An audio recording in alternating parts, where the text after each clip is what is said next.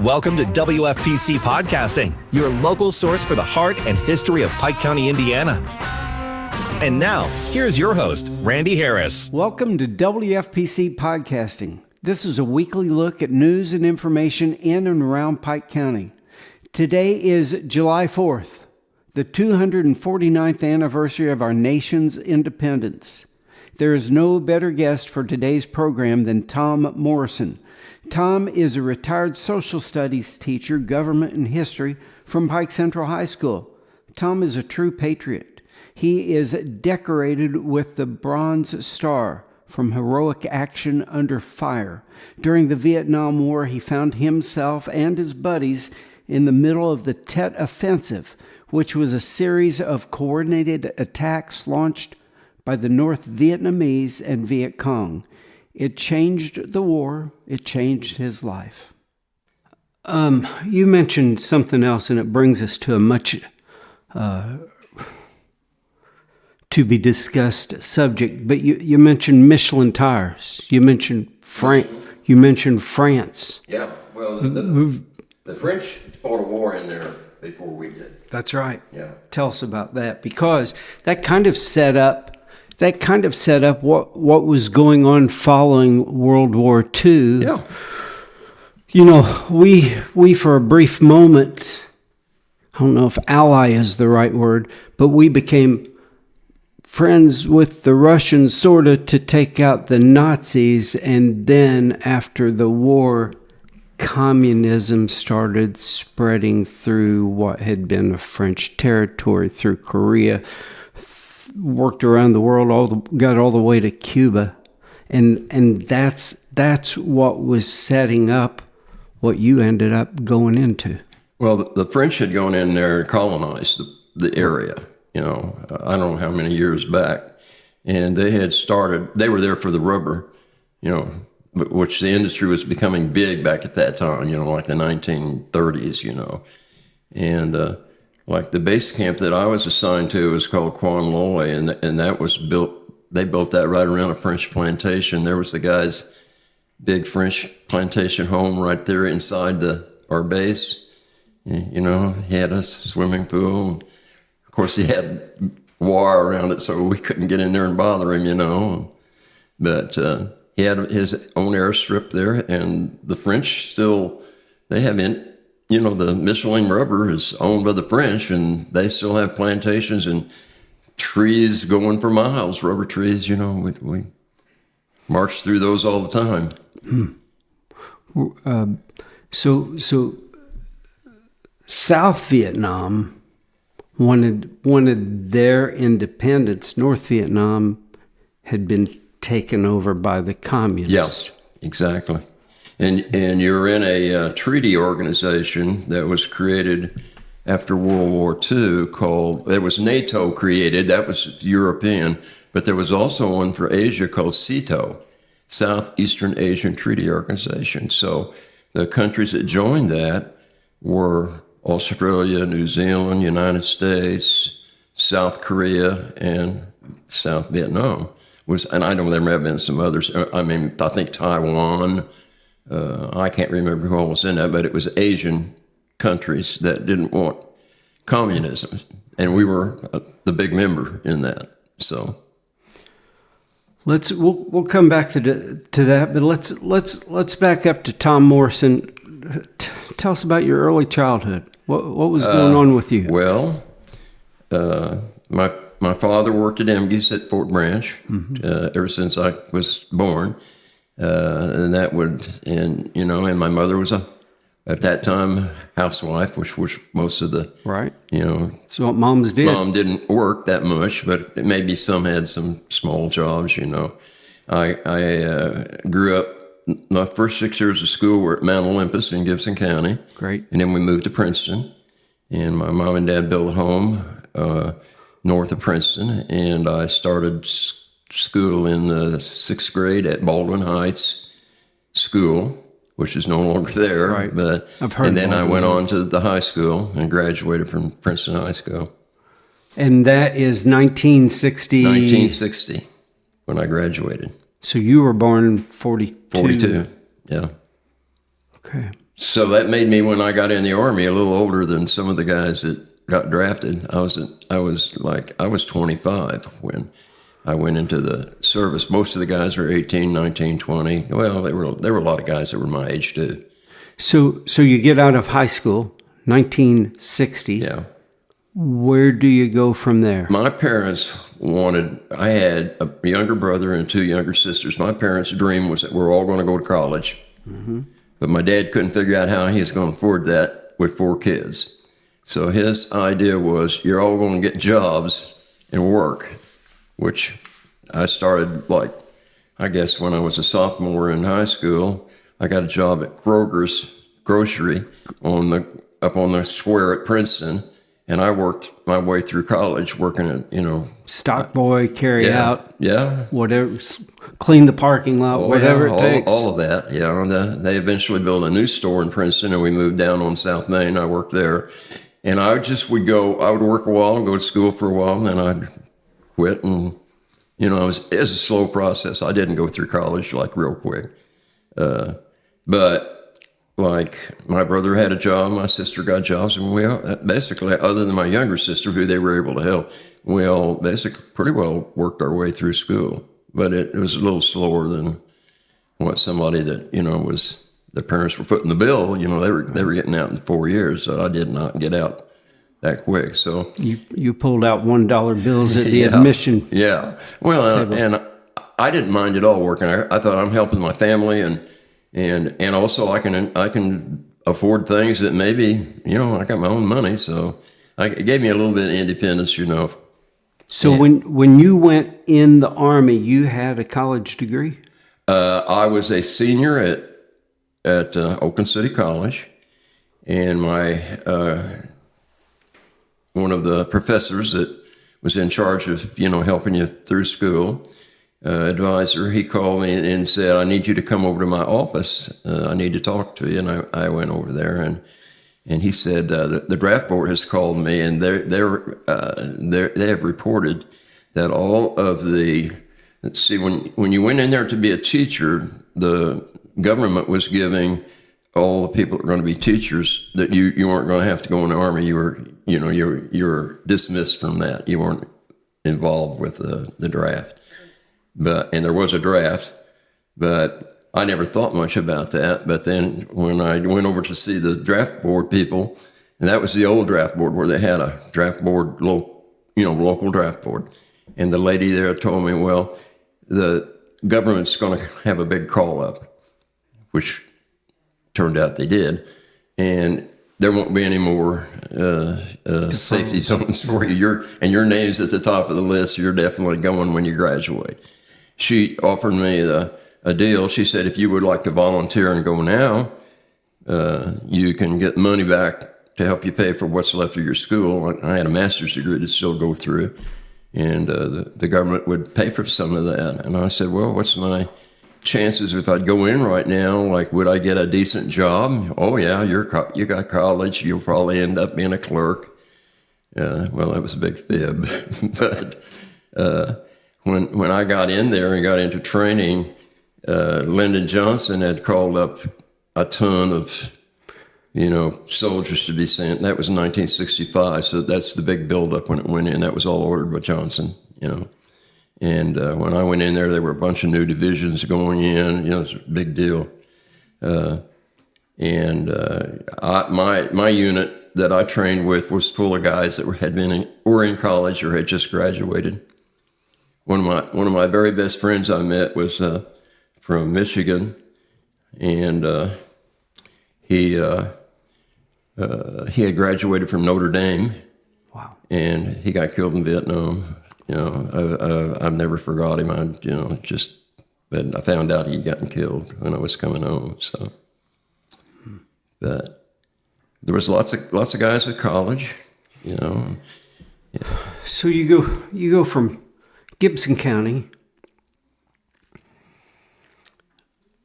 to college. You're now enlisted. What was your next step to boot camp? You went to basic training. I went to Fort Knox, and you did your basic, and that wasn't that bad. Then they gave you orders to go for training on whatever you're going to be specially doing. Now, if you joined the Army, you would be in, at that time, if I would have joined, I would have been for 3 years. By getting drafted, I would have been for 2. That was your choice. If I had wanted to join, I could have got a guarantee of a certain job. You know, they said, if you join, you can be, we'll put you in a school. Yeah. If you don't join, we'll put you wherever we want you. But I was thinking, you know, well, I got college. Certainly I would they would probably put me in a decent job. That was my plan. That didn't work out exactly like that. But, so tell us. But you went on to you got orders to go to another base and get trained, and my orders were for.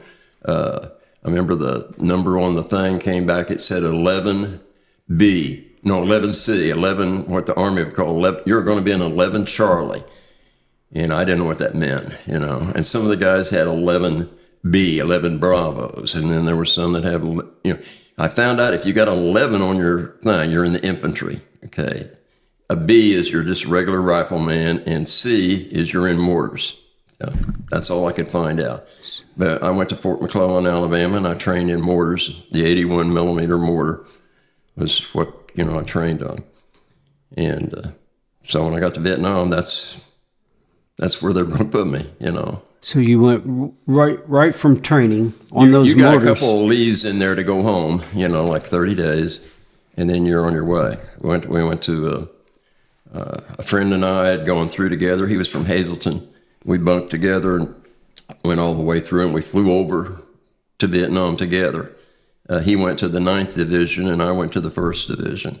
I was supposed to go to the 199th Light Infantry Brigade, which everybody told me, oh, that's great. You're going to get to go to the 199th. They just stay at Saigon. They call them the Saigon National Guard. They don't ever do anything. See, that's what they told me. And I had told my dad, who was pretty worried about me going, you know, I'd got to leave to go, you know, home and then go to Vietnam. And I was watching TV. Of course, at that time, the Vietnam War was on TV every night, and Dad was sitting there watching TV. And Tet had started. This is when the Tet invasion had started, and they were showing on it there. And it showed this reporter, and he was laying on the ground surrounded by soldiers, and they were shooting over their heads, and they were all hunkered down. And he said, I'm with the 199th Light Infantry Brigade. And my dad said, isn't that where you're sending you? And I went, yeah, that's the unit. And of course, they were in Saigon, where the action was really taking place. But when I got there, I didn't get put there. I got put in the 1st Infantry Division, which is called the Big Red One. And I asked why, and they said, well, they took more casualties than the 199th, so they need more people replaced. So I ended up in a unit called the 1st Battalion of the 28th Infantry. It had a symbol on it of a black lion. Show that to That's the black lion there. And there's the Big Red One, you know, which I found out was the most famous unit in the military, you know, all the way from the Revolutionary War, there had been one. And so I was kind of proud of that. So the Tet Offensive, that was just organized. Vietnam had a Tet holiday, which was kind of a lunar New Year. Every year they had a New Year's celebration. They were big on celebrations, especially the New Year's, and they always were like named after some kind of animal. I think that year was the rat, okay? And so it had started before I left from home, you know, and I had a friend, a good friend in high school, and his brother had just been killed there, and I knew him very well from high school. And it turned out later on, I found out he was in the 1st Division, and I probably got sent right into the area where he had been killed.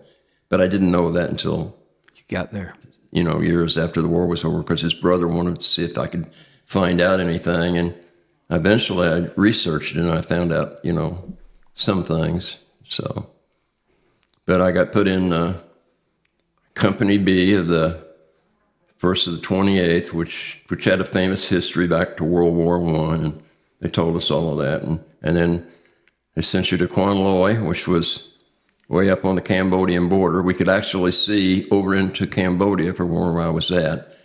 And then you would take, I think, 6 days of training there at Quan Loy before they sent you out.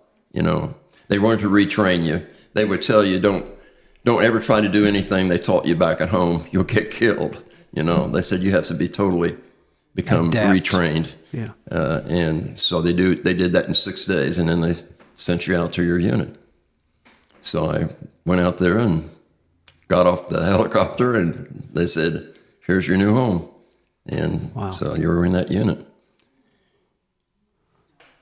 It all happened pretty fast. I remember reading about World War II, and the guys got on ships, and they took them, 2 or 3 or 4 weeks to get over. You got on an airplane in California, and 2 days later, you're there.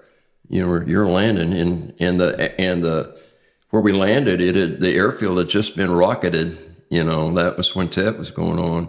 I remember the pilot of the airplane, which was a commercial flight, had stewardesses and the whole thing. The government hired commercial planes to fly you over. I went on TWA, and the pilot came on and said, please exit the plane as rapidly as possible. While you're getting off, the guys that had been there a year were getting on in another door. They were coming into the plane as you were leaving out. They were yelling over at you, good luck, and they got out of there as fast as they could, because they could have got blown up. But. Wow, we have no idea today what all you went through. No, your life just instantly changed, and I was like, I remember stepping off the plane, and the first thing that hit you was the heat. It was like 100 degrees, or it could go all the way up to 110, I think on that day they said, well, it's 100 degrees. The humidity was unbelievable all the time. And they put us on buses to bus us to where we were going. They had iron bars on the windows, and we would say, what's those for? Well, so they can't throw a hand grenade in there on you, while you're driving to where you're going to get you to your base. And there you were, like the whole world had changed. I mean. You received a Bronze Star for heroic action under fire. Set that up for us, Tom. Well, that was I'd probably been there maybe 5 months or so. We would move. So this is 66, maybe? This is 67. Okay. No, 68. This is 68. And your company out in the field, it moved often. I mean, there would probably be, in a company, there could be anywhere from 40 to 100 guys, depending on casualties and people moving in and out. I'd say normally there were probably 70 of us, at strength. And you would dig in and dig a defensive perimeter, and you would stay there until the Army decided to move you, which usually was 2 to 3 weeks.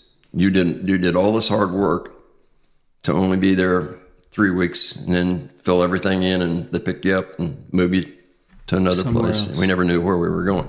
That place where I ended up was at a place called Phu Loy, which was north of Saigon. It was in an old, what I would call probably a temple graveyard of the Buddhists. There were temples, old buildings there. There was graves there. And that's where they put us, and we dug in there. And I remember there were all these little black bugs crawling everywhere, and the guys nicknamed the place the Bug House, And we were there for probably 3 or 4 days, and the military gave an alert. They said you should be aware that there are enemy units in your area, and you could be a target. And sure enough, about 11 o'clock at night, we heard rounds coming in, and I'm in what's called a mortar pit. We have a mortar. There were 2 of them for each company, and by that time I had become an assistant gunner, which is the guy that dropped the rounds down in that little tube. You had a gunner that he kept the gun sighted, and you had ammo bearers that passed the rounds to you, and your object was for getting sightings. Somebody was looking for where they were at and telling you the sights to put on your gun, and then you shoot just as many rounds as you could, and you just keep shooting them. And that's what we were doing. And of course, the regular infantry had bunkers to get in, but the mortar pit, you couldn't have a overhead cover on it. So we were kind of out in the open. That was the bad thing about being in the mortars during an attack, because, a round comes in, you're gone. If it would come in, you had a little bit of sandbags around you to protect you from things coming sideways. But so we toughed that out. And at one point, the gun barrel started getting hot, and that's the problem. If it gets too hot and you drop around in, it could constrict and get stuck in the barrel. So usually what you did was you poured water on the gun barrel to cool it. And somebody, there was one of those jerry cans full of water always there. Somebody had used it and didn't fill it up. And someone said, we got to have water. And I ran with that to a water tank thing on wheels to get water. And it had a direct hit, and there was water coming out of holes all over, and I got some water and then ran back to pour on the gun. Now, I don't know whether any of that bears a Bronze Star. That was up to the sergeant that was in charge of us. He put all of us in for a Bronze Star. There were probably 6 or 7 of them in that pit.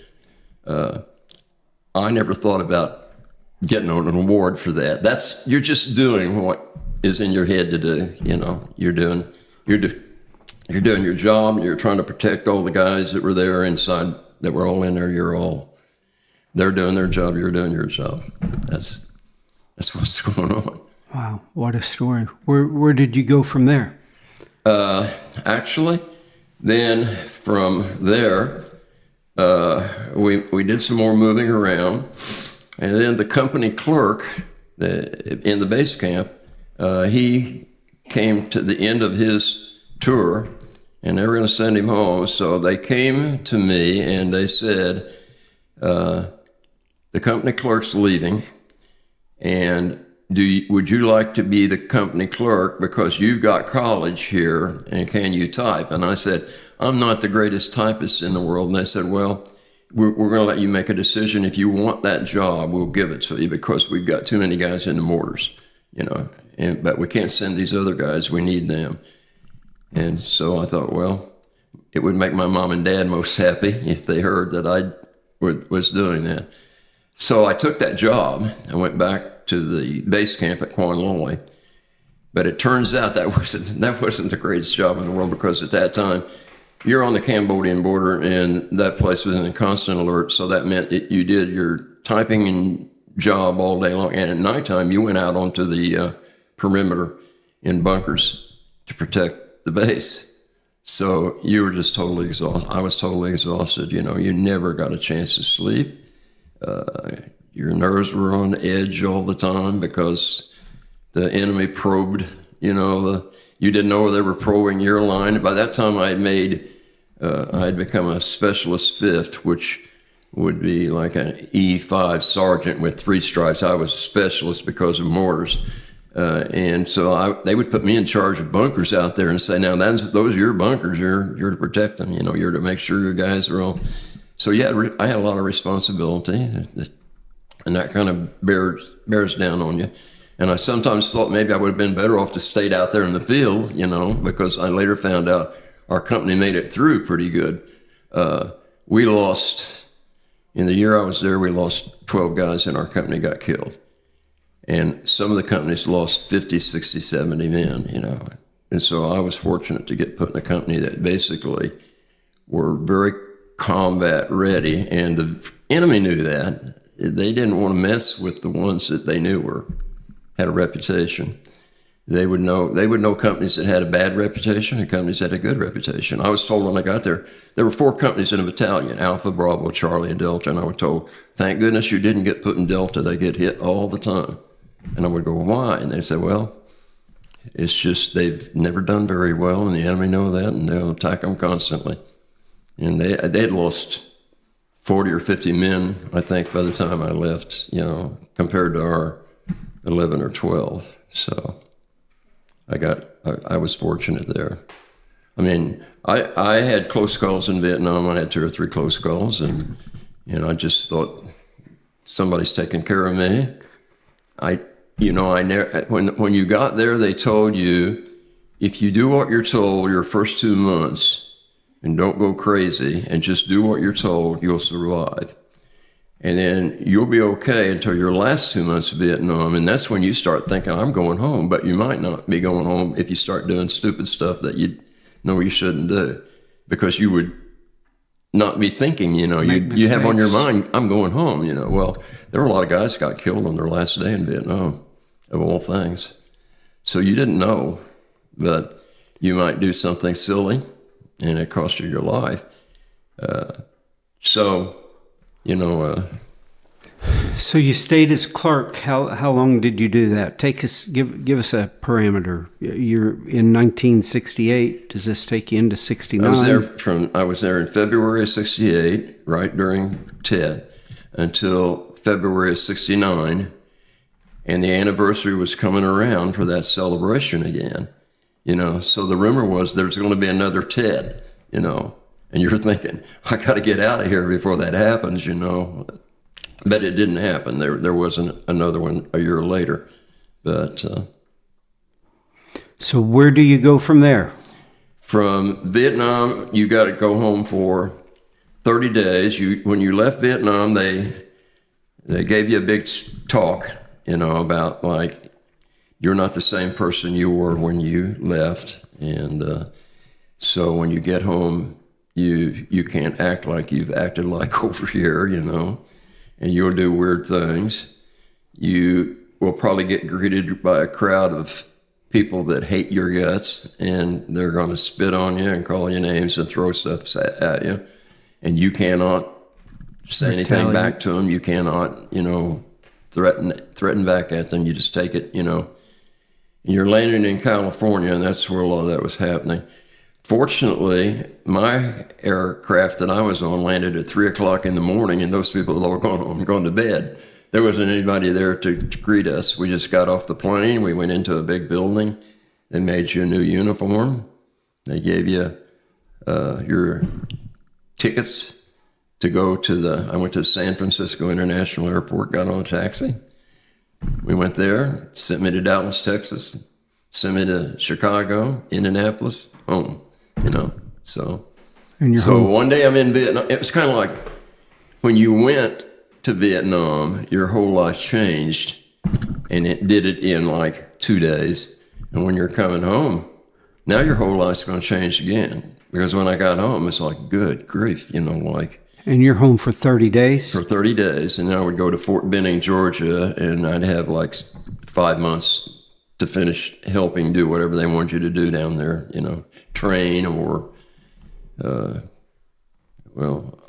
it turned out, when I got to Fort Benning, I got put in the 197th Light Infantry Brigade, and I was assigned to a mechanized outfit, and I rode around in one of those little armored personnel carriers. We'd go out and do projects, and then I became CQ of the company, which was charge of quarters for probably, I'd say maybe 2 or 3 months to finish up, I was put in charge of the whole company every third day. The nice thing about that was a lot of responsibility, but the nice thing about it was I got 2 days off to do whatever I wanted to. And then I worked like one day from like 8 o'clock in the morning till maybe 8 or 8:30 the next day. You don't sleep, or you just simply do what, your job was in there. And at nighttime, when all the officers left, you were in charge. So I don't like that too well, but then most of the guys were pretty good guys there, and they never got in too much trouble. So after Fort Benning, what came next? Fort Benning, I did my time there, and then you're done. I called my mom and dad and said, you guys care to drive down here, because I got a bunch of junk and I don't want to have to pack it up and send it home. It'd be nice if you could just drive down here to Columbus, it's Columbus, Georgia. And they said, yeah, your grandfather bought a new car. He's dying to come take a ride in it. So my grandparents and my mom and dad came down and loaded up my stuff and stayed overnight one night, I think, in Tennessee, and home the next day, And now you're adjusting again. Yeah, now I'm back home, and I had a few courses in college to finish out. So I came back, went back over to Oakland, finished school, and started looking for a job. Ended up at Winslow. Wow. And so this is 1970? 1970, yeah. Wow, what a story! And you know, we hear that returning soldiers weren't always greeted so appreciative as they should have been. No, you weren't. At Princeton, I don't ever remember anybody ever saying anything bad to me. You just were ignored. That was it. It wasn't like I'd seen videos, well, being a history teacher. You didn't have Berkeley hippies. Yeah, I'd seen the guys come home from World War II and the people ran out and hugged them and they waved flags and kind of beat you out of the buildings. And when you came home, you were just pretty well ignored.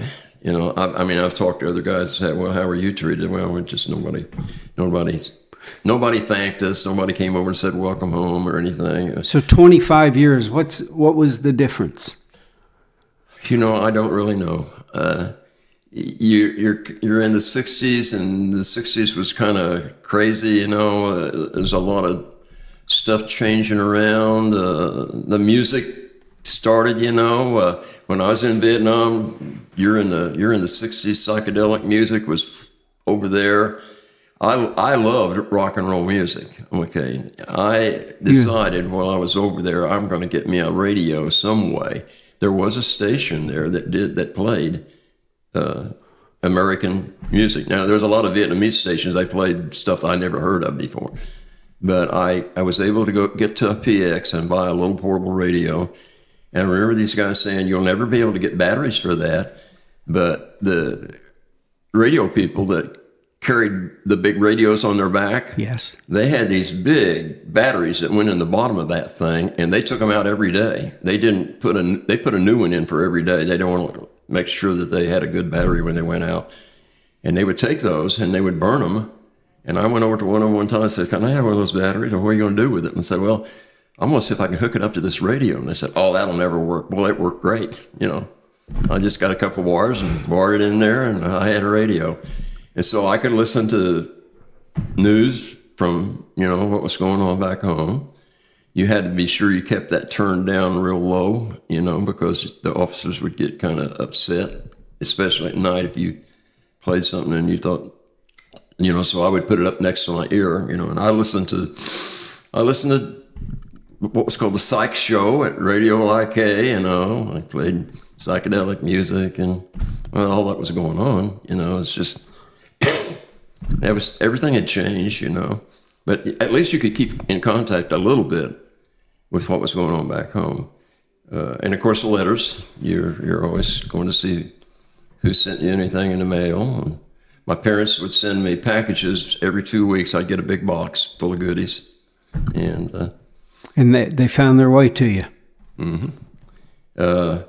I know I had to eventually become aware of the fact that, like some of the stuff they sent me, you lived in a, you know, what was called a hooch over there, which was sandbag thing at night that you had to have overhead cover on because of mortars coming in. So you had to have an overhead sandbags over your head, and you'd crawl in that with a couple other guys at night, and the rats would crawl in there with you because it was nice and dry in there. They'd dig holes in there and live with you, and they'd eat my stuff. I had Pringle potato chips that I'd gotten. I thought, oh, I'm going to eat those tomorrow. Well, I woke up the next morning. They were gone. All my Pringles they'd eat a hole inside of the thing, and they'd had a Pringle party, you know. So I had to tell my parents, don't send anything in cardboard. It's not going to work. Cans or bottles and that.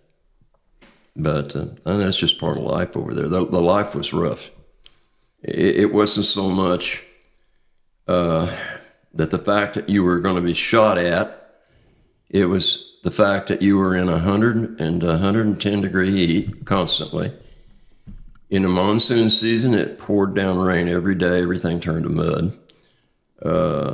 You had every kind of rodent creature crawling around, snakes, lizards, rats, things I don't even know what they were. Constantly, bugs. You're just living with all that, you know. You learn to be scorpions, you know.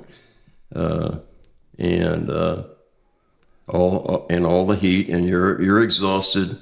Like at nighttime with the mortars, at daytime you do whatever they're doing in the day. That's what you're going to do. I mean, I might be on the gun. I might be out there with the infantry. They would say, "Get your rifle. You're going out."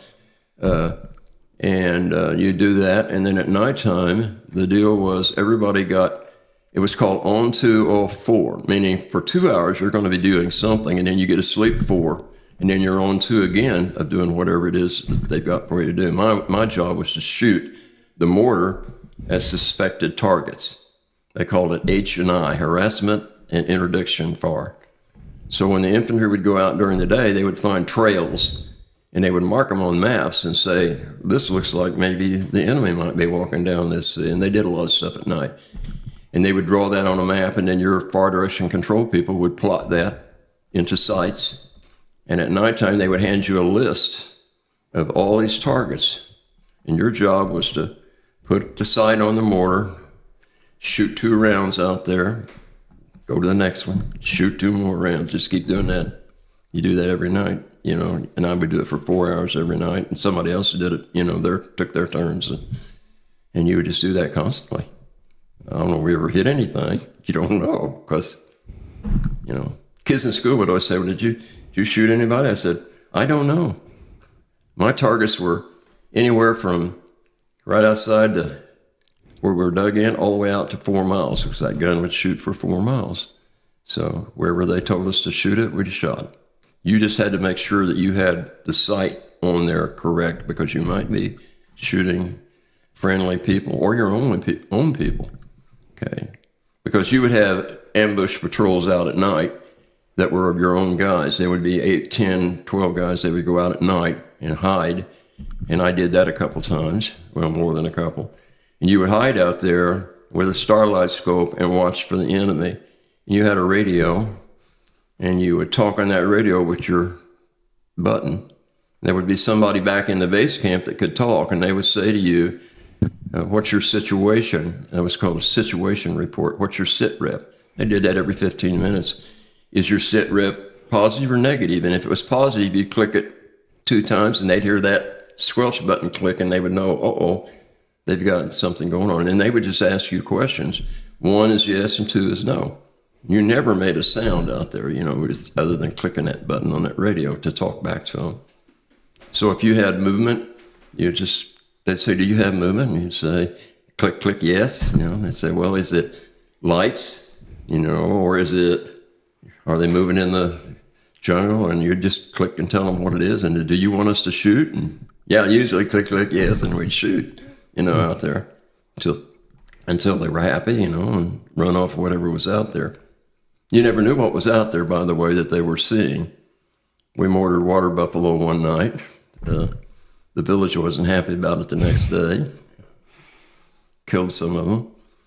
They've mortared, one night we had some new guys came in. The new guys always got the bad jobs. That's what they did. If you're a new guy. They called them FNGs. You know what the F stood for, and the N and the G stood. And nobody liked them because they didn't know what was going on, and they could get you killed, see. So they would get all the bad, and it happened to me when I got there. You get all the bad jobs. And we got these new guys, and the captain came over and said, well, I hate to tell you this, but you're going on ambush tonight out in front of you're going in a position out there in front of all of us. If you see anything, you get on your radio and you click the button. And about midnight, they started clicking their button like something's going on, and we would talk to them and say, what are you seeing? And they see a light moving, yeah. And do you want us to shoot? And they would say, yeah. And we'd shoot 10 rounds out there, and then we would say, is the light going? No, it's still there. And shoot again. We did that 3 or 4 times. Finally, the captain came over, and he got on the radio, and he got on there with them, like, what are you shooting? What are you telling us to shoot out there? Well, they were scared to death, And finally he said, get me a guy, and I'm going out there. So they went creeping out in the dark. He came back cursing and said, do you know what you were shooting at? And we went, no. And he went, well, you were shooting at the moon coming up. They were seeing the moon coming up in the jungle, and it would refract in all of that jungle. You would see the light moving, and He said, well, you're shooting at the moon. But I said, well, I can understand that. We shot at lightning bugs, at night. You didn't They know. would see them and say, we got lights, Guys would come in the next morning laughing and saying, you guys were shooting at lightning bugs. So, joke, but, there's some humor always going on, You created a lot of friends. Do you stay in contact with any of them? You became like a brotherhood. Right. You knew everybody, okay? Of course, guys were going in and out all the time, but you pretty well kept in contact. You all depended on each other. You're watching my back, I'm watching your back. It was kind of like that. It was a brotherhood. Nobody cared much what color you were or where you were from. There were guys there from everywhere. We had guys from Puerto Rico. We had guys from Guam. Any of the American territories you could get drafted, and they did. I had a good friend from Puerto Rico in my mortar unit, I don't know. You just all became. You didn't care about where you were from or who you were. You just cared what you're with me and I'm with you, and we were trying to take care of each other, and you did. That was just part of it. And I showed you this hat I've got, which I wear that thing not to get somebody to say, oh, you're from Vietnam, thank you. I wear that to see if I can find other guys that were from Vietnam. Because if somebody sees that and they were over there, they'll see your hat and they'll come over, you were in that unit right there. You've immediately got a bond. Yeah, it's just how you identify yourself. And if they're from Vietnam, they'll come over and say, welcome home, brother. Okay, that's an automatic greeting for anybody that you run into from Vietnam. Welcome home, brother, because you didn't get welcomed home, so we welcomed each other home. It's just. So occasionally I will get people that will come up and thank me. Right. I mean, I've been thanked a million times in the last 20 years. I have people salute me, whatever. Yeah, I'm not wearing that hat to get that. I had. And this was kind of amazing, I'm being a teacher and working with kids all the time. But I remember Marla and I were shopping at Sam's one time. This has probably been 10 or 15 years ago. And this girl came running over toward me. Like, I thought, what's going on? She looked like she was probably maybe 18, 19 years old. And she said, can I give you a big hug? I said, why? She went, Vietnam. I said, well, yeah. Makes you feel good. But I thought, what could she really know about Vietnam? But it was really nice of her to say, well, I'm thanking you, And it kind of got to me, I got tears in my eyes over that, So, yeah. So Winslow becomes Pike Central, 1974, 75. Yeah, 75. And you're teaching government? I'm teaching history. At Winslow, I taught history and government because that's all the social studies they had at Winslow. There weren't any electives. You had one teacher, and you were the department. And you taught history, I think maybe 3 times a day, and government the other 2 periods. I had seniors and juniors. And that's what that was one of the problems for the smaller schools. They could not offer a variety of courses. They pretty well stuck to the basics, I'm not sure about Petersburg, but I probably say that I know Otwell was that way. Of course, I met all the teachers. We came together so you could say, what did you have? And I think it was pretty well the same for all of us, Then at Pike Central, you could offer electives. So you could have econ, and you could have sociology and psychology, and you could have geography. You could have world history and world civilization. You could have advanced courses, like I taught advanced U.S. history a couple times. I taught a current events class at one time. In my last 3 years, I taught the history of rock and roll. Great. So. That's fun. I had a lot of kids sign up for that. I bet. And a bunch of teachers wanted to get in. I said, no, you can't get in there. But I bet your kids loved your stories. Yeah, well, when they found out you had been to Vietnam, you weren't going to hide that. They knew that somebody told, and you said, well, tell us about Vietnam. Well, I would tell them. I didn't tell them anything, horrible things. I would tell them about life what life was like for soldiers. Anything was kind of funny, you know. So they liked that, and they'd get you off. They could get you off the subject. See, they knew that I would probably take 10 or 15 minutes and tell them a couple stories. You know, I didn't care. You know, I did that. This is being aired on Independence Day. This is being aired on July 4th. Thank you for you and the patriots that have secured this nation to where we are. Well, everyone's welcome. I mean, I think back on this, and I think here's what I've heard a lot of guys say. I wouldn't go back to Vietnam for $1 million, but I wouldn't take $1 million for the experience that I had, and that's true. That's what my dad said. Korea. Yeah. He was 10 years ahead of you. How do you see the state of the country today? I think it's a mess. You know, I don't know where we're going. I just think that it just gradually started to slip into like where everybody is so divided, you know. And you know, you go back to what you said a few minutes ago. Skin color didn't matter. You were brothers. Yeah.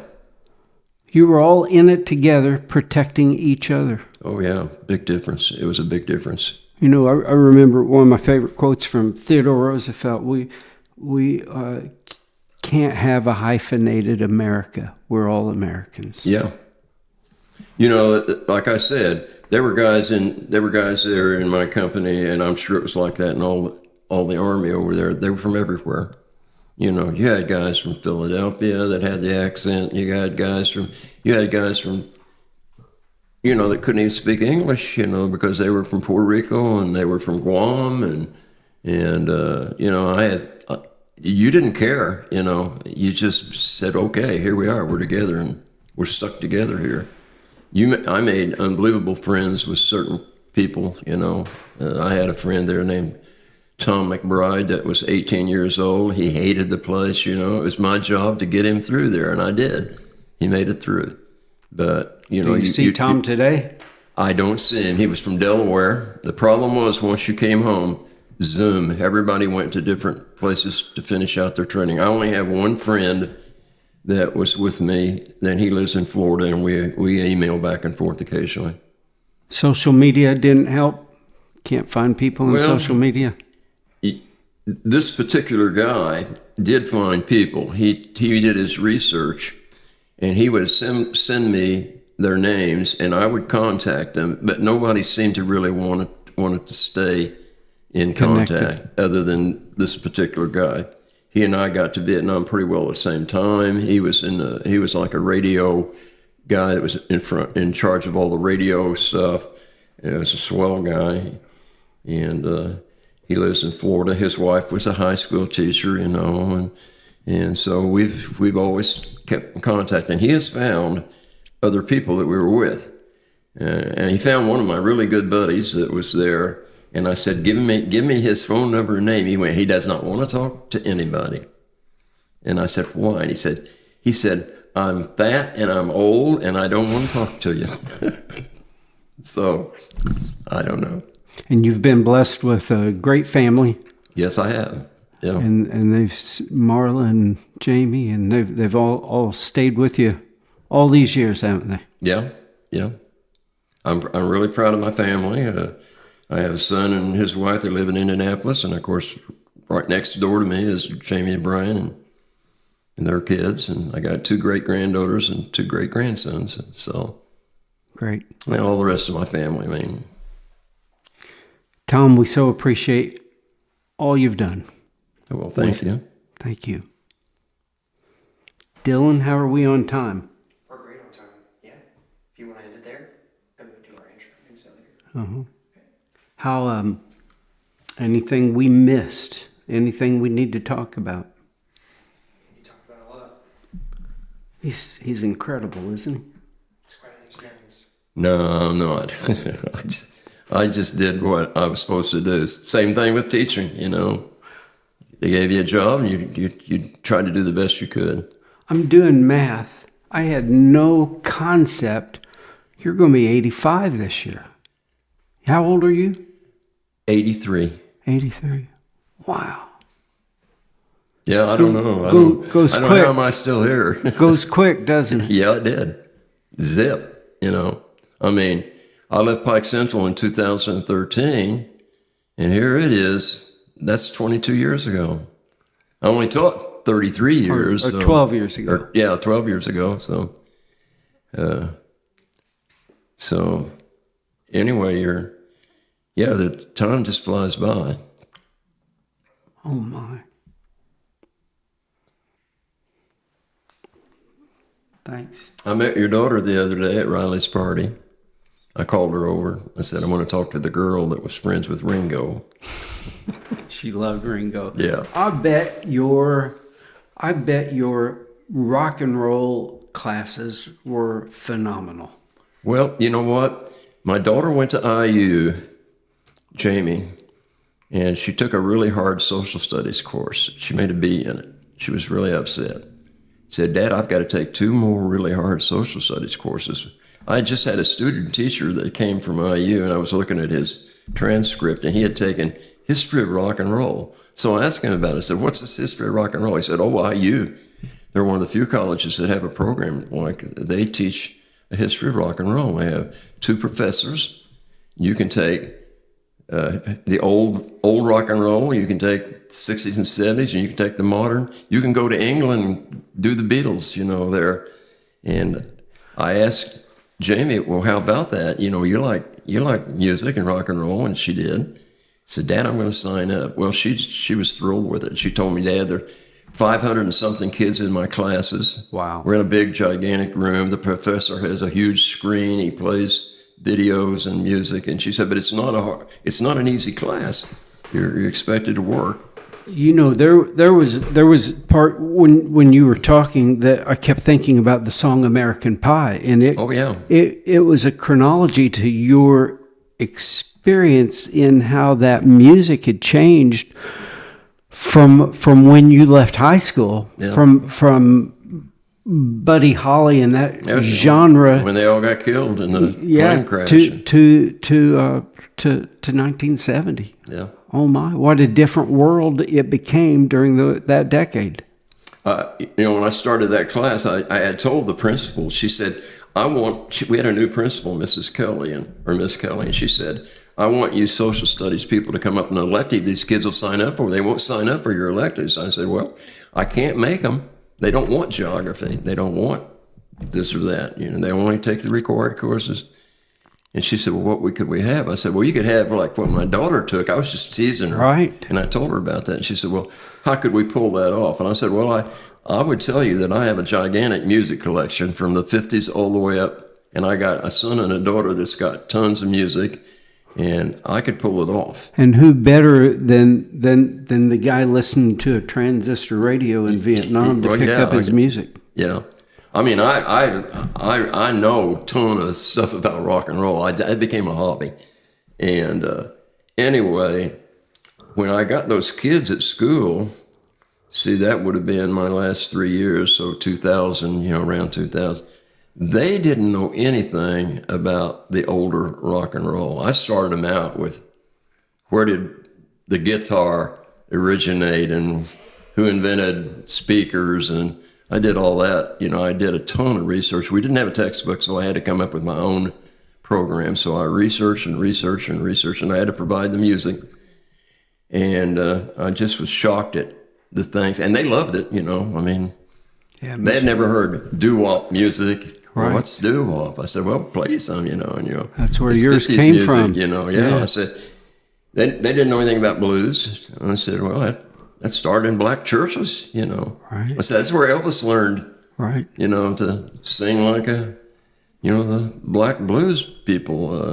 And they didn't know anything about who invented the guitar, or who invented. I said, if it hadn't been for electricity, there wouldn't be any rock and roll because it's meant to be played loud. So you couldn't play it loud until you got speakers and an electric guitar. And I said, suddenly there it was. So as a disc jockey, I've been blessed. I've played big band.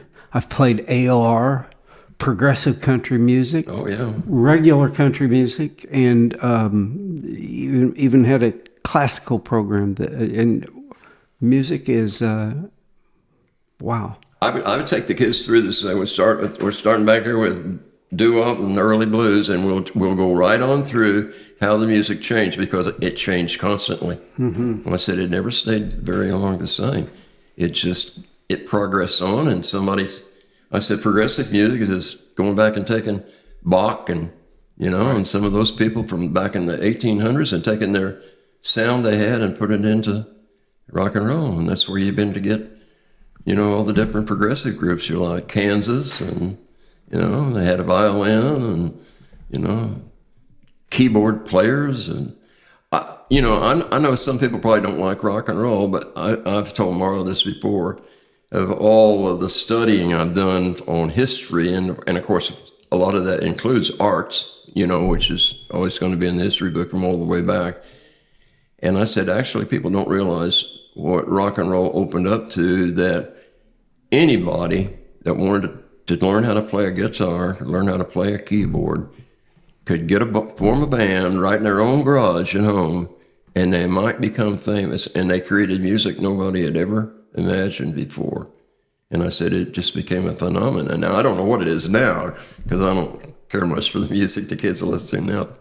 But all the old classic music, that's where it's to me, it blows my mind of how good some of the guitar players became, how good some of the keyboard players became, the people on instruments became. You can't imagine what they can do with their instruments, Do you have a favorite guitarist? I always liked some of the old guitar players, because in the 50s they did a lot of instrumental music.